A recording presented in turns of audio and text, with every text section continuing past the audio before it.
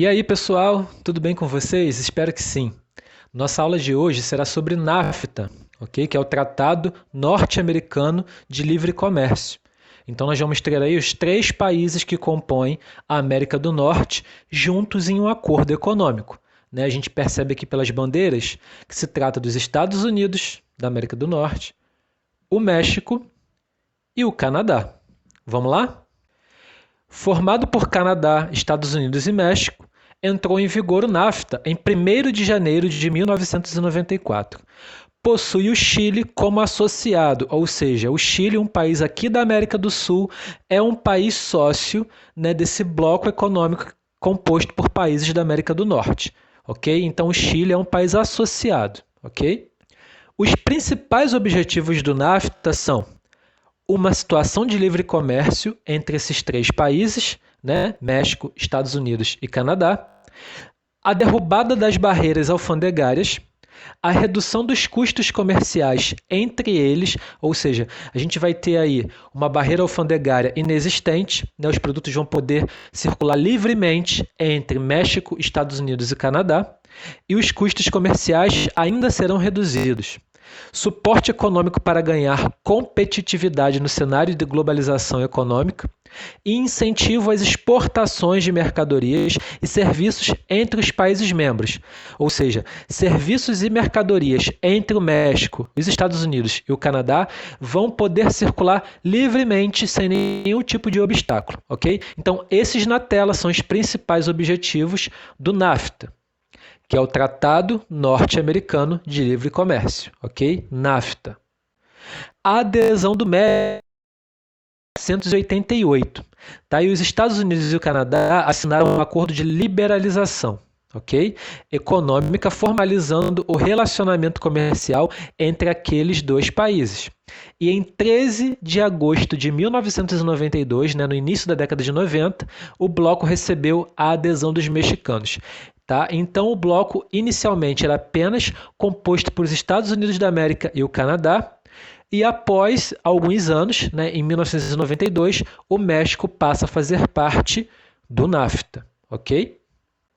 Temos benefícios e malefícios, né? Nem tudo aí é um mar de rosas. Nós vamos ter aí benefícios como a economia mexicana, né, e ajudou a enfrentar a concorrência representada pelo Japão e pela União Europeia. Ou seja, então o México, com o NAFTA, né, com esse acordo entre os Estados Unidos e o Canadá, ele se beneficiou economicamente, né, enfrentando a concorrência, principalmente, né, Japão e União Europeia. Outros defendem que apenas transformaram o Canadá e o México em colônias dos Estados Unidos, né? Alguns acreditam que o NAFTA, né, o Tratado Norte-Americano, beneficiou apenas os Estados Unidos, colocando o Canadá e o México ali como países às margens, né? Países coadjuvantes que não tinham tanta atuação, mas na verdade, né, a gente sabe que a realidade tem a ver realmente com essa tese, né, com essa ideia, porque piorou a pobreza no México e aumentou o desemprego nos Estados Unidos da América. Ok? Então são pontos negativos aí que a gente precisa ressaltar, que é o aumento da pobreza no México e o aumento do desemprego nos Estados Unidos da América.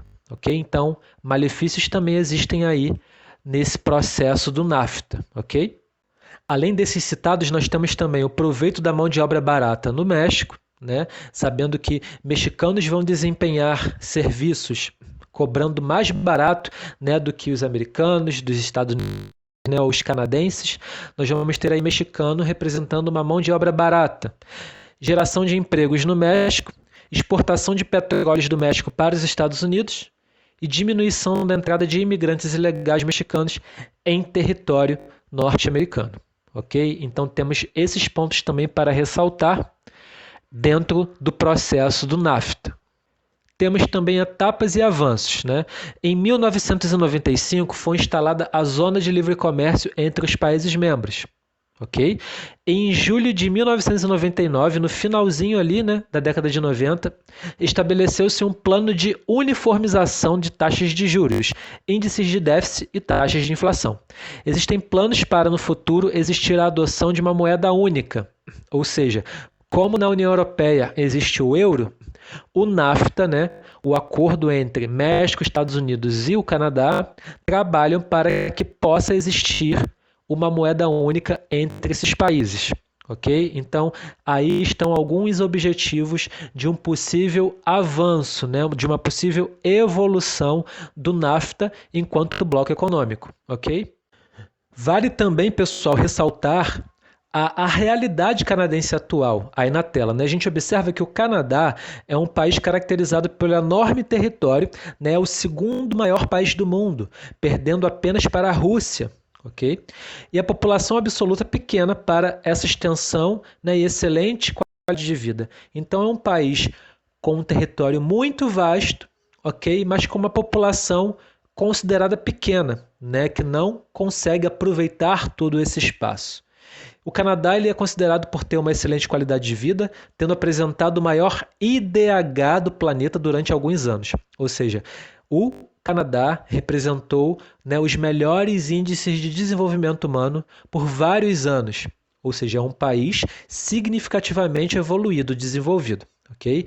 Porém, o país enfrenta um histórico movimento separatista liderado pela população de origem francesa de Quebec.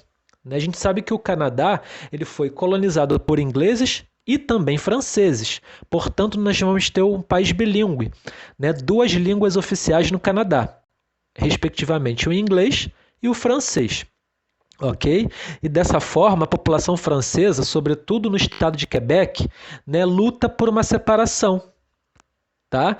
De maneira geral, possui um altíssimo padrão social, né, esse local, sendo um desejado por muitos imigrantes do mundo inteiro, inclusive brasileiros. Né? O sonho de muito brasileiro é viver no Canadá, é se mudar, constituir família e ficar por lá. Okay?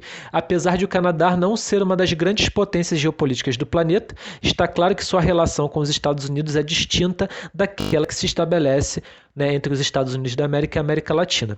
A gente sabe, né, que a relação entre Estados Unidos da América e a própria América Latina é uma relação contrastante, né, onde os Estados Unidos ali mantém uma posição de superioridade.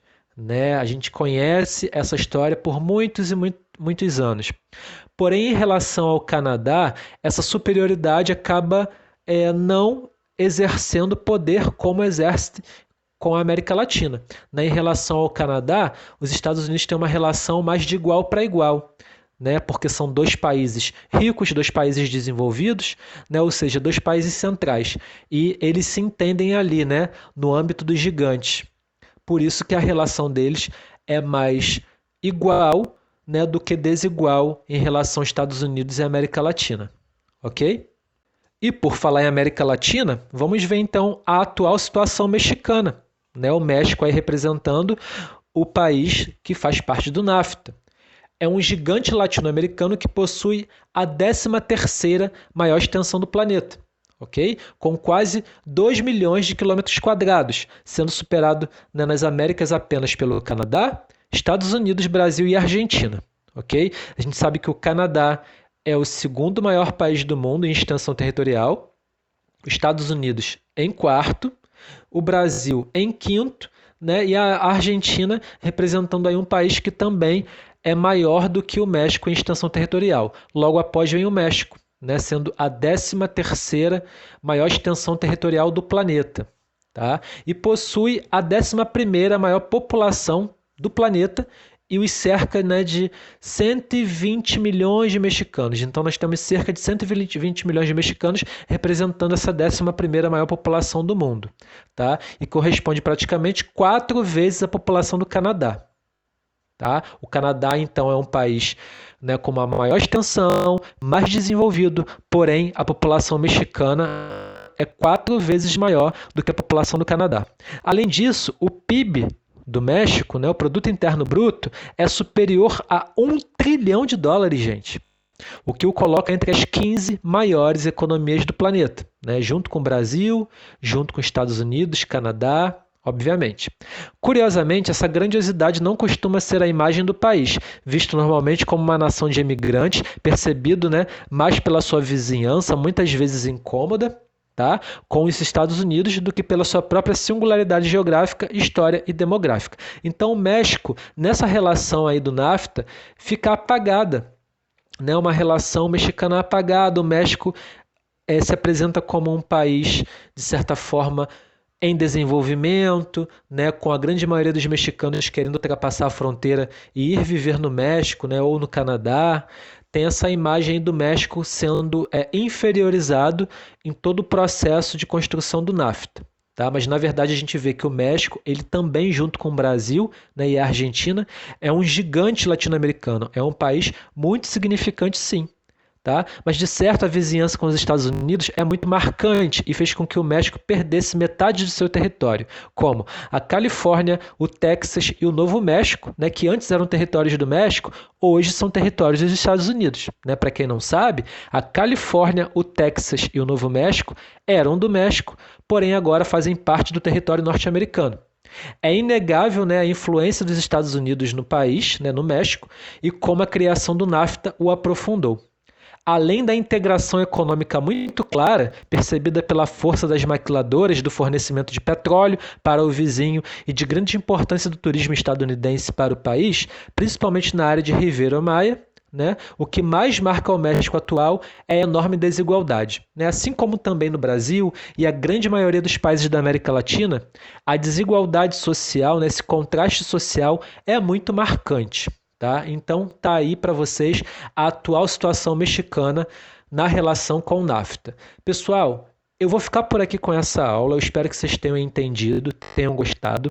Dá um like aí no vídeo, por favor. Pode me seguir também, tá? Eu estou sentindo falta disso. Espero que vocês tenham gostado. Qualquer coisa a gente se encontra numa próxima aula. Um abraço para vocês. Até lá.